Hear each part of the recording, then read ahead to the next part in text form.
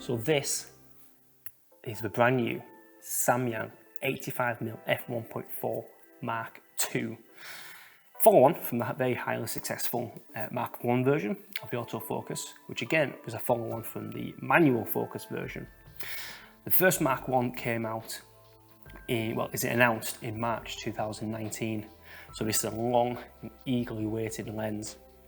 The Mark I was very successful and expecting very good things from this. So let's get some things out of the way. I'm not a reviewer. I'm not really a YouTuber, to be honest, even though obviously I have a channel. In parts, this review may be awful. Generally is, to be honest, but I did want to show the lens off. I did want to kind of share a couple of my first kind of feelings with it, using it. Obviously, I say I'm not a reviewer, but I am a successful full-time videographer and photographer. This is why we're in a church, because I generally spend most of my time videoing in churches here in the beautiful Cumbria. So with that out of the way, why don't we get onto some of my first thoughts about this lens. So when I first saw this lens, my first thoughts was it's not much bigger than the 50mm, the Mark II that is. Not much in it, like at all. There's actually more glass on the top of the 85mm, but the filter thread is actually the same size. Weight wise, 85mm is slightly bit heavier, but again, not really much difference. In terms of comparisons, it's lighter than the Sigma and also lighter than the Sony version. Similar kind of size, there's not much difference between them, but it does feel fairly compact. It's got a nice bit of weight to it, obviously it's not too heavy. Having the same filter thread as the 50mm just makes things a little bit easy in terms of when I'm swapping out lenses. I want to do everything fairly quick. Same with it having a similar weight, which is a godsend, to be honest. Makes it very, very, very simple to swap out if I'm using a gimbal. So the lens itself, a couple of buttons on the side, the custom switch just here, M1 or M2. M1 gives you the normal focus ring, and M2, which I prefer it in, changes that to an aperture ring. There's no click in it, so it's really smooth. And the button just below it is a customizable button. I'll be completely honest, I don't really use it that much. Photography first. This lens is fast, it's sharp, beautiful, beautiful bokeh on it. There's no spherical glass in the lens like there is many. That basically gives the bokeh balls almost like a nice circle. There's no donut there's no kind of fringing around it. So it gives it a beautiful, beautiful look, this kind of creamy, dreamy look. Well, a lot of people are after when they're shooting portraits. Not that shooting portraits, to be honest. I kind of expected that. When I saw it was very similar to the 50mm, I love the 50mm, that's generally my go-to lens. So this, again, I was kind of expecting it to be sharp and fast. When it comes to the autofocus, like I said, it's fairly fast. What it also does is tracks very, very well. The first version of the 85mm was great for photography, but it wasn't quite as fast as what this is. As you can see in this little video here, it's tracking even at f1.4 very, very well. The video is what I was interested in. Because my business is pretty much 90% video at the moment, especially during this very, very busy wedding season, this is what I was really keen to kind of test it out with. I was very surprised. This feels better autofocusing than the 50mm.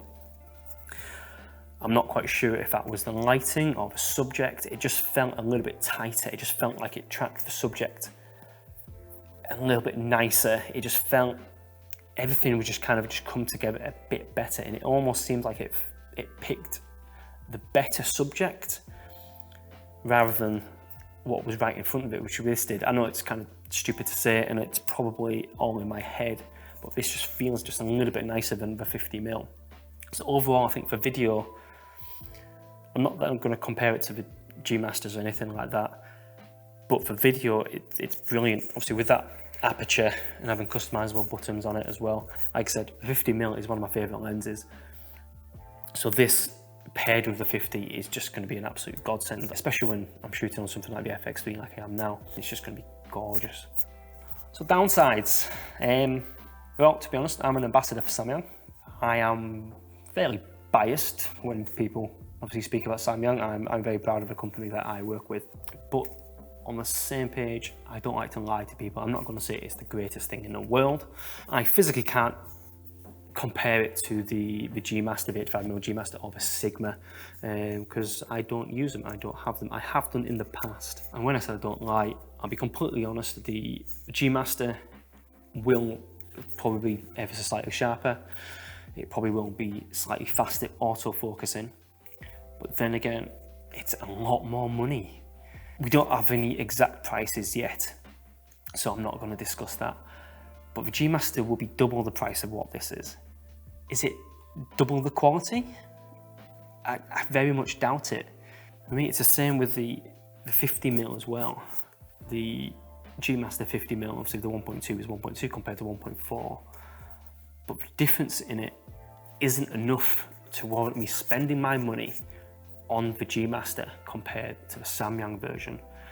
If you look at anybody else's reviews, like Tom Carlton's or Dustin Abbott's, the sharpness, the autofocusing, yes, it's not quite there, but it's damn close. So for me, I'd be picking this all the time. And because I'm a full-time worker, I'm not just a YouTuber. I need these to work, and I need them to work every single time with weddings. I'm not doing commercial shoots where I can redo it. I'm doing weddings one chance, that is it. It needs to perform. So there you have it. A probably awful quick review of a first look at this brand new lens by a non-reviewer type person. I'm sure, like I said before, Dustin Abbott, Tom Carlton, and all the other people will be having a look at this lens and doing a proper review, putting it through its paces fairly soon. So look out for them ones. If you don't like this one, feel free to let me know what you think of it. I'm generally fairly active as well on YouTube. If you do want to send me a message, even if you want to send me on my Instagram, all the details are on there. Feel free to send me a message and I'll try to answer as many questions as I can. Like I said, there's limited details, we don't have prices, and of course prices change, obviously in the UK, the US, wherever it might be. So thanks very much for listening. I'll try and keep it short and sweet. But until the next one, take it easy.